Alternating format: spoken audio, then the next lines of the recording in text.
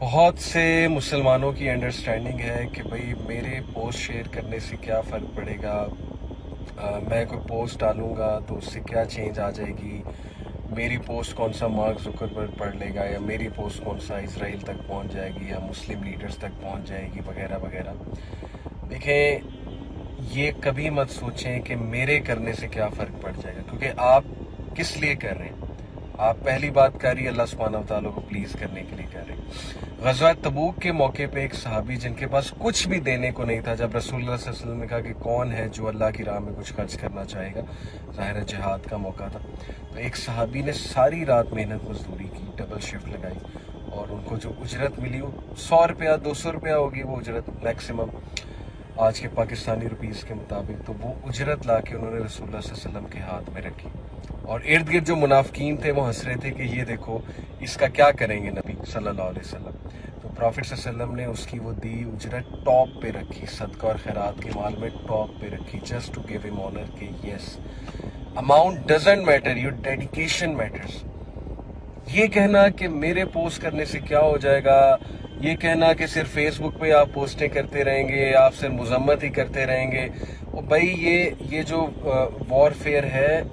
We totally acknowledge and accept کہ مسلم armies کو definitely اس کا سلوشن یہی ہے کہ جب ظلم بڑھ رہا ہے، انجسٹس بڑھ رہا ہے، تو اللہ سبحانہ وتعالیٰ نے جہاد کا حکم دیا۔ ڈیفینیٹلی بات یہی ہے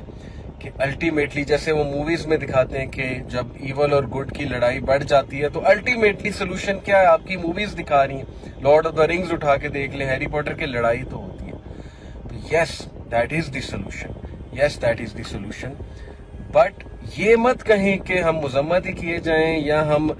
فیس بک پہ پوسٹ ڈالی جائیں، یا بائیکاٹ کرنے سے کیا ہو جائے گا، اس سے کیا فرق پڑ جائے گا۔ اللہ تعالیٰ نے آپ کی ڈیڈیکیشن دیکھنی، اللہ تعالیٰ نے یہ دیکھنا ہے کہ آپ نے کیا کیا۔